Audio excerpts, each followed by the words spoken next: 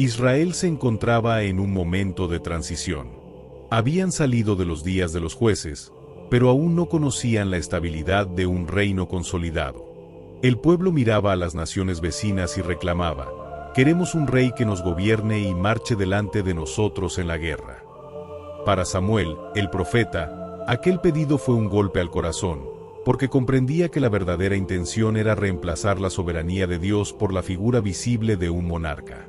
Sin embargo, el Señor le habló: no te han rechazado a ti, sino a mí, para que no reine sobre ellos.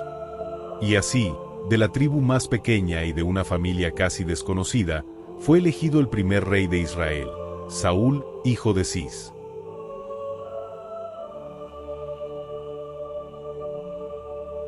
Saúl impresionaba desde el primer vistazo. Era alto, fuerte, de porte imponente, superaba a todo el pueblo por la cabeza. Pero lo más importante no fue su apariencia, sino que al ser ungido por Samuel, el Espíritu del Señor descendió sobre él y su corazón fue transformado. Profetizó entre los profetas y el pueblo quedó asombrado. Aquel joven reservado y tímido había sido tomado por la fuerza de lo alto. El inicio de su reinado estuvo lleno de esperanza. Hubo victorias resonantes contra los enemigos, hubo júbilo, hubo aclamación. Israel pensó que por fin había encontrado el liderazgo que ansiaba. Pero detrás de la altura del cuerpo se escondían grietas en el alma, y con el tiempo esas grietas se convertirían en abismos. El primer síntoma apareció en la desobediencia. Samuel le había dicho que esperara 7 días para que él mismo ofreciera sacrificio antes de enfrentar a los filisteos.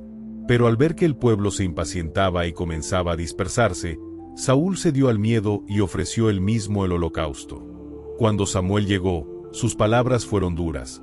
Locamente has hecho, no guardaste el mandamiento que el Señor tu Dios te había ordenado. Tu reino no será duradero.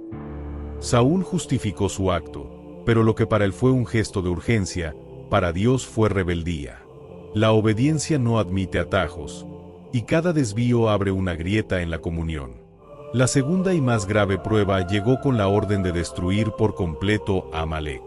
Saúl debía eliminar todo, pero decidió conservar lo mejor del ganado y perdonar al rey Agag. Samuel lo confrontó con una de las frases más conocidas de las Escrituras: ¿se complace el Señor tanto en los holocaustos y víctimas, como en que se obedezca a su voz? Ciertamente, el obedecer es mejor que los sacrificios. Saúl intentó excusarse, diciendo que había guardado lo mejor para sacrificarlo al Señor, pero esa justificación era humo ante los ojos de Dios.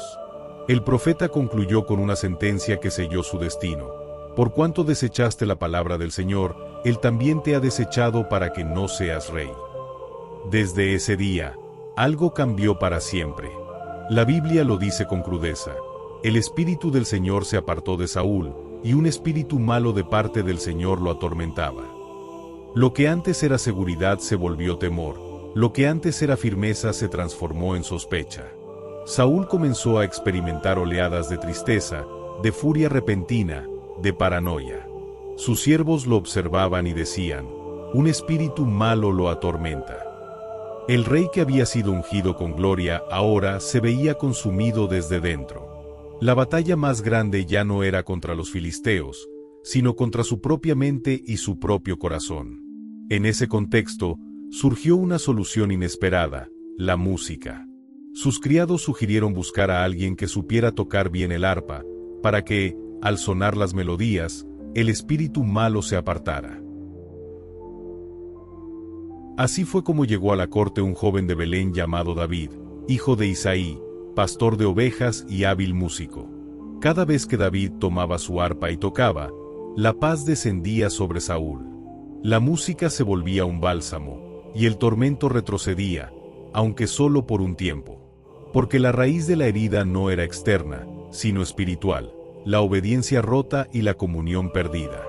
La ironía de la historia es conmovedora.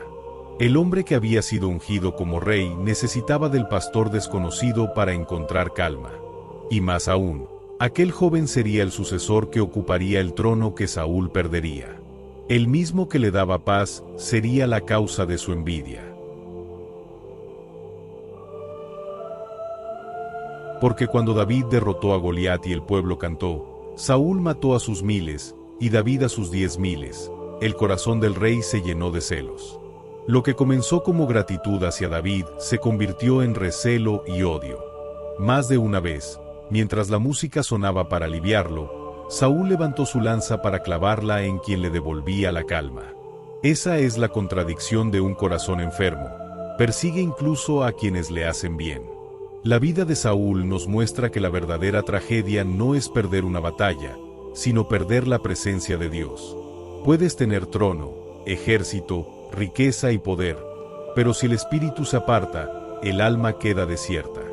El tormento de Saúl no fue simplemente un fenómeno psicológico, fue la consecuencia espiritual de haber rechazado la voz del Señor. Y cuando el espíritu se va, cualquier otra voz puede ocupar el vacío.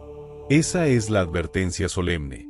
La desobediencia abre puertas que nunca debieron abrirse. Sin embargo, incluso en medio de la oscuridad, hubo destellos de gracia.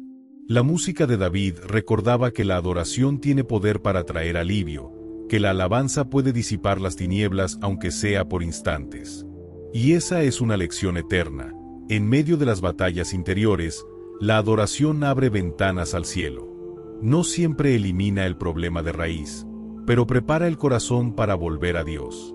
Saúl pudo haberse arrepentido, pero eligió aferrarse al orgullo, a la envidia y al temor. Y así, la unción que había recibido quedó como recuerdo, y su vida como advertencia.